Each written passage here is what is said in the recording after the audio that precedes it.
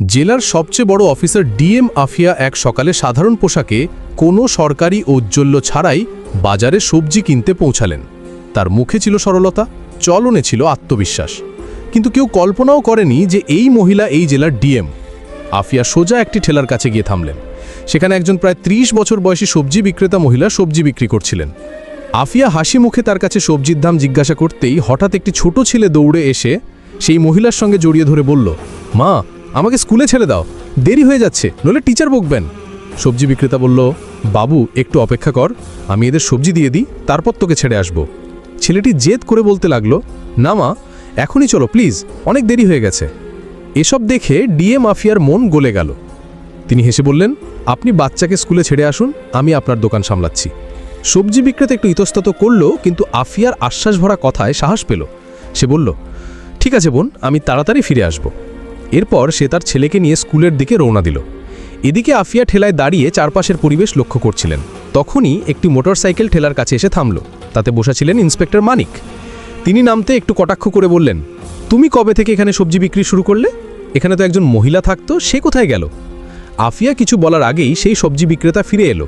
ইন্সপেক্টরকে দেখে তার মুখে আতঙ্ক ছড়িয়ে পড়ল। ঝুঁকে বলল, ইন্সপেক্টর সাহেব, আপনার কি লাগবে? যা চান নিয়ে নিন। ইন্সপেক্টর অযৌক্তিকভাবে হুকুম দিল, আধ কিলো টমেটো দাও, 1 কিলো ভিন্ডি আর আধ কিলো পটলও দাও। মহিলা কিছু না বলে তাড়াতাড়ি সবজি ওজন করে দিল। ইন্সপেক্টর একটি টাকাও না দিয়ে মোটরসাইকেলে উঠে চলে গেল। এসব দেখে আফিয়া স্তম্ভিত হয়ে গেলেন। কিছুক্ষণ নীরবে কাটল। তারপর তিনি সবজি বিক্রেতাকে জিজ্ঞাসা করলেন, বোন, ও পয়সা দিল না কেন? তুমি কিছু বললে না কেন? মহিলার চোখে অসহায়তা স্পষ্ট ছিল। ধীরে বলল, বোন, কি বলবো, এই ইন্সপেক্টর প্রতিদিন এভাবে সবজি নিয়ে যায়।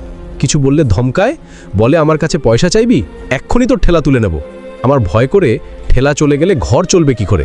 আমার বাচ্চারা কি খাবে? তাই চুপচাপ দিয়ে দিই। কথা শুনে আফিয়ার মুখের রং পাল্টে গেল। তিনি ভেতর থেকে কেঁপে উঠলেন। তিনি বিশ্বাস করতে পারছিলেন মা যে আইনের রক্ষক নিজেই আইনের উপহাস করছে। গম্ভীর স্বরে তিনি বললেন, বোন, এখন থেকে এমন হবে না। আমি এখন তোমার সঙ্গে আছি, ন্যায় বিচার করানো আমার কর্তব্য। তুমি একটা কাজ করো, আমার নাম্বার নাও। কাল যখন তুমি ঠেলা লাগাবে, তুমি নয় আমি সেখানে থাকব। তুমি বাড়িতে আরাম করো, বাকিটা আমি দেখে নেব ওই ইন্সট্রাক্টর পয়সা দেয় কিনা, আর যদি না দেয় তবে আমি তাকে আইনের শক্তি দেখাবো। মহিলার চোখে অশ্রু ছিল, কিন্তু প্রথমবারের মতো তার মধ্যে স্বস্তিও আসার আলো ফুটে উঠল। পরের সকালে আফিয়া একজন গ্রামের মহিলার ভেষ ধরলেন। না কোনো মেকআপ, না কোনো পরিচয়, সাধারণ শাড়ি পরে মাথায় ওড়না রেখে তিনি ঠেলায় এসে দাঁড়ালেন। ঠেলায় প্রচুর সবজি সাজানো ছিল, সব কিছু প্রস্তুত ছিল। কিছুক্ষণের মধ্যেই ইন্সপেক্টর মানিক তার মোটরসাইকেল নিয়ে সেখানে পৌঁছালো। তিনি মোটরসাইকেল ঠেলার কাছে রেখে তীক্ষ্ণ দৃষ্টিতে বললেন, কি ব্যাপার, আজ আবার তুমি এখানে? তুমি ওর কে হও? কালও তুমি এখানে ছিলে, আজও তুমি? আফিয়া, যিনি তখনও গ্রামের একজন সাধারণ মহিলার রূপে দাঁড়িয়েছিলেন, ধীরে বললেন, আমি ওর বোন, তাই আজ ওর জায়গায় ঠেলা সামলাচ্ছি। ইন্সপেক্টর ঘৃণ্য হাসি দিয়ে বলল, তাহলে তুমি তো আর বোনের চেয়েও সুন্দর, আজ খুব সুন্দর লাগছে। তারপর চোখ দিয়ে তাকে মাথা থেকে পা পর্যন্ত দেখতে লাগলো এবং অশোভন স্বরে বলল, যাই হোক, এসব ছাড়ো, আমাকে 1 কিলো টমেটো দাও, সঙ্গে একটু ধনিয়ার মরিচও দিও। আফিয়া কোনো প্রতিক্রিয়া না দেখিয়ে সবজি ওজন করে চুপচাপ তার হাতে দিলেন। ইন্সপেক্টর সবজি নিয়ে ফিরতে যাচ্ছিল এবং মোটরসাইকেল স্টার্ট করলো। তখন আফিয়া কঠিন কণ্ঠে বললেন, থামুন, আপনি এখনও সবজির পয়সা দেননি, পয়সা দিন, এভাবে চলবে না। ইন্সপেক্টর বিরক্ত হয়ে বলল, কিসের পয়সা? আমি তো প্রতিদিন ফ্রি নিই। তোমার বোনের কাছে জিজ্ঞাসা করো, সে তো কিছু বলে না। আর তুমি আমার সামনে বেশি কথা বলো না। তিনি আবার যেতে লাগলেন। তখন আফিয়া দ্রুত বললেন, আপনি আমার বোনের কাছ থেকে যেভাবে নিয়েছেন নিক, আমার কাছ থেকে নয়। সবজির পয়সা দিতে হবে, আমাদেরও পয়সা খরচ করে এই সবজি আনতে হয়। আর একদিন সবজি না বিক্রি করি তবে আমাদের ঘরে চুলা জ্বলে না। আপনার মতো লোক ফ্রিতে সবজি নিয়ে আমাদের পেটে লাথি মারে। এই কথা শুনে ইন্সপেক্টরের চেহারা অহংকারে জ্বলে উঠল। তিনি রেগে গিয়ে আফিয়ার গালে একটি জোরালো চড় মারলেন। আফিয়া টলে গেলেন, কিন্তু নিজেকে সামলে নিলেন। চোখে অশ্রু ছিল, কিন্তু আত্মসম্মান আর চুপ থাকতে প্রস্তুত ছিল না। কাপা কণ্ঠে আফিয়া বললেন, আপনি একজন মহিলার ওপর হাত তুলে খুব বড় ভুল করেছেন, এর পরিণাম ভোগ করতে হবে আপনাকে। ইন্সপেক্টর আরও উত্তেজিত হয়ে চিৎকার করে বলল, তুই আমাকে শেখাবি? তোর এত সাহস? এখনই দেখাচ্ছি। তারপর তিনি আফিয়ার চুল ধরে টানলেন। আফিয়া ব্যথায় কুঁকিয়ে উঠলেন, কিন্তু চুল ছাড়িয়ে বললেন, এসব খুব খারাপ হচ্ছে, আমি তোমার বিরুদ্ধে রিপোর্ট করব, তোমাকে সবজির পয়সা দিতেই হবে। কিন্তু ইন্সপেক্টর তার পদের মদে মত্ত ছিলেন। বললেন, রিপোর্ট? তোর এত সাহস? তুই একটা সবজি বিক্রেতা, আর আমি এই থানার ইন্সপেক্টর। আমি তোকে এখানে দাঁড়িয়ে কিনে নিতে পারি। বেশি কথা বললে উল্টো তোকেই জেলে ভরব। এই বলে তিনি মোটরসাইকেল স্টার্ট করে চলে গেলেন। আফিয়ার আগে কাঁপছিলেন, তবু তিনি নিজেকে সংযত রাখলেন। তিনি জানতে চাইলেন এই ইন্সপেক্টর কতটা নিচে নামতে পারে। কিছুক্ষণ ঠেলার কাছে বসে থাকার পর তিনি সবজি বিক্রেতাকে ফোন করে বললেন, এখন তুমি ঠেলায় এসো। সবজি বিক্রেতা আসতেই আফিয়া চুপচাপ সেখান থেকে চলে গেলেন। বাড়ি গিয়ে তিনি সাধারণ পোশাক বদলে হলুদ রঙের সালোয়ার স্যুট পরে একজন সাধারণ মহিলার মতো থানায় পৌঁছালেন। থানায় পৌঁছে দেখলেন ইন্সপেক্টর মানিক সেখানে নেই, একজন হাবিলদার ডেস্কে বসা ছিল। আফিয়া সরাসরি তাকে জিজ্ঞাসা করলেন, আমাকে রিপোর্ট করতে হবে, ইন্সপেক্টর মানিক কোথায়? আর এসএইচও সাহেবের সঙ্গে দেখা করতে হবে।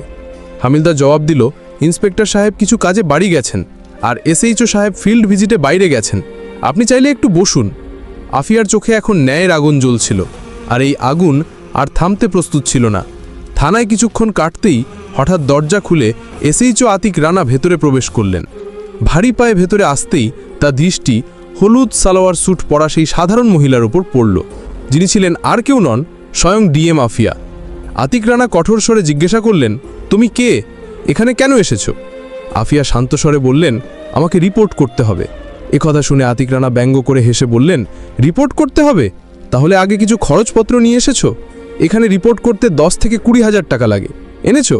তা তাড়াতাড়ি বের করো, তবে তোমার রিপোর্ট লিখব। একথা শুনে আফিয়ার মুখ কঠিন হয়ে গেল। গম্ভীর স্বরে বললেন, কিসের টাকা? রিপোর্ট করতে কোনো ফি লাগে না, আপনি ঘুষ কেন চাইছেন? আতিক রানা হেসে বললেন, তোমাকে কে বলল মুফতে রিপোর্ট হয়? এখানে যে আসে সে নিজের ইচ্ছায় টাকা দেয়, আর না দিলে তার রিপোর্ট লেখা হয় না। এখন তোমার ইচ্ছা। আফিয়া গভীর নিঃশ্বাস নিয়ে বললেন, ঠিক আছে, এই নিন 10 টাকা, এখন রিপোর্ট লিখুন।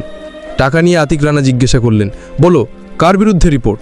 আফিয়া গম্ভীর হয়ে বললেন, ইন্সপেক্টর মানিকের বিরুদ্ধে। তিনি একজন সবজি বিক্রেতা মহিলার সঙ্গে অসভ্যতা করেছেন, প্রতিদিন তার ঠেলা থেকে বিনা পয়সায় সবজি নিয়ে যান, আর আমি যখন প্রতিবাদ করলাম তখন আমার উপর হাত তুললেন। আমি এর উপর কঠোর আইনি ব্যবস্থা চাই। আতিক রানার মুখ ফ্যাকাশে হয়ে গেল, তার মুখে আতঙ্ক স্পষ্ট। হেঁচড়ে বললেন, তিনি তো আমাদের থানার সিনিয়র ইন্সপেক্টর, আর তাছাড়া যদি কেউ ফ্রিতে জিনিস দেয় তাতে দোষ কি? আমরা পুলিশ, একটু আধটু চলে। আফিয়া এখন সব বুঝে গিয়েছিলেন, এই সিস্টেম ভেতর থেকে পচে গেছে। এরা শুধু ইউনিফর্ম নয়, গরিবদের অসহায়তার ব্যবসা করছে। তিনি কিছু না বলে চুপচাপ থানা থেকে বেরিয়ে গেলেন, কিন্তু তার চোখে এখন একটি আগুন জ্বলছিল। পরের দিন সকালে ডিএম আফিয়া ইউনিফর্ম পরে গাড়ি নিয়ে সোজা সেই থানায় পৌঁছালেন। সঙ্গে ছিল তার সরকারি গার্ড। থানার গেটে ইউনিফর্মে তাকে দেখে পুরো স্টাফ হতবাক হয়ে গেল। ভেতরে ঢুকতে ইন্সপেক্টর মানিক এবং এসএইচও আতিক রানা দুজনেই উপস্থিত ছিলেন। তাদের মুখে আতঙ্ক ছড়িয়ে পড়ল যখন তারা সেই মেয়েকে দেখলেন যাকে তারা অপমান করেছিল, কিন্তু আজ তিনি সাধারণ মহিলা নন, জেলার ডিএম ছিলেন। ঘাবড়ে গিয়ে দুজনে একসঙ্গে বললেন, আপনি কে আর এই ইউনিফর্ম কেন পরেছেন? আফিয়ার চোখ এখন একজন অফিসারের মর্যাদায় জ্বলছিল। গম্ভীর স্বরে বললেন, ইউনিফর্ম দেখা যাচ্ছে না? আমি এই জেলার ডিএম আফিয়া, আর আমি এখন সব জেনে গেছি এই থানায় কিভাবে গরিবদের ভয় দেখানো হয়, তাদের কাছ থেকে টাকা আদায় করা হয়, আর আইনের নামে অত্যাচার করা হয়। দুজনের পায়ে তোনা মাটি সরে গেল। ঘাবড়ে গিয়ে তাদের কণ্ঠ কাঁপতে লাগলো। ম্যাডাম, আপনি কি বলছেন? আপনি যদি সত্যি ডিএম হন তাহলে কোনো আইডি দেখান। আফিয়া একটিও কথা না বলে তার ব্যাগ থেকে সরকারি পরিচয়পত্র বের করে আতিক রানার সামনে রাখলেন। আইডি দেখে আতিক রানার হাত কাঁপতে লাগলো, তার মুখ থেকে সব রং উড়ে গেল। তৎক্ষণাৎ হাত জোর করে ঝুঁকে বললেন, মাফ করুন ম্যাডাম, আমি জানতাম না যে আপনি ডিএম, আমার থেকে খুব বড় ভুল হয়ে গেছে। পেছনে দাঁড়ানো ইন্সপেক্টর মানিকও ততক্ষণে ঘাবড়ে গিয়েছিলেন। তিনিও হাত জোর করে বললেন, ম্যাডাম জি, মাফ করুন, যা হয়েছে ভুলে হয়েছে, আর কখনো হবে না। দুজন অফিসারই লজ্জায় মাথা নিচু করে দাঁড়িয়েছিলেন, কিন্তু ডিএম আফিয়ার কণ্ঠে এখন কোনো নরমি ছিল না। কঠোর স্বরে বললেন, আজ থেকে তোমরা দুজনই সাসপেন্ড। ইউনিফর্ম পরে তোমরা যা করেছো তার হিসেব এখন আইন করবে। এই জেলায় এখন গরিবদের অপমান হবে না, আর ইউনিফর্মের আড়ালে লুটপাটও হবে না। তারপর পেছনে দাঁড়ানো স্টাফকে নির্দেশ দিলেন, এদের দুজনকে তাৎক্ষণিক সাসপেন্ড করা হোক এবং তাদের বিরুদ্ধে বিভাগীয় তদন্ত শুরু হোক। পুরো থানা এখন নিস্তব্ধ। ডিএম আফিয়া আরেকবার প্রমাণ করলেন যে ইউনিফর্ম শুধু ক্ষমতা নয়, দায়িত্বের প্রতীক। আফিয়া কঠোর স্বরে দুজন অফিসারের দিকে তাকিয়ে বললেন, তোমরা দুজন মাফের যোগ্য নাও। আজ যা করেছো তা একজন অফিসার নয়, একজন অপরাধী করে। আমি যদি তোমাদের মাফ করি তবে তোমরা আবার একই কাজ করবে, আবার কোনো গরিবকে পিষবে, আবার কোনো নিরীহের কণ্ঠরোধ করবে।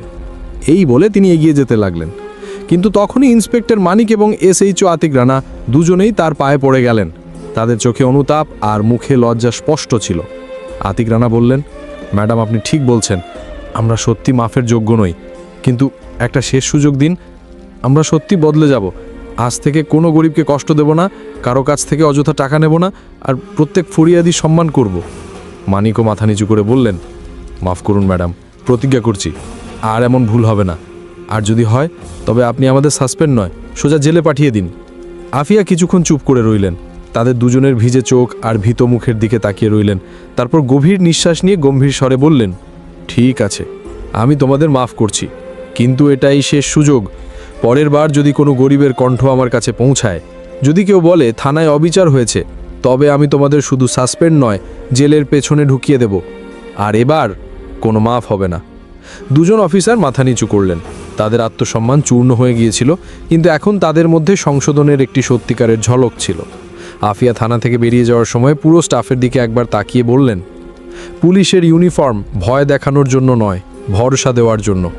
এই ইউনিফর্মের সম্মান তখনই হবে যখন এটি পরা ব্যক্তি সম্মান দিতে শিখবে।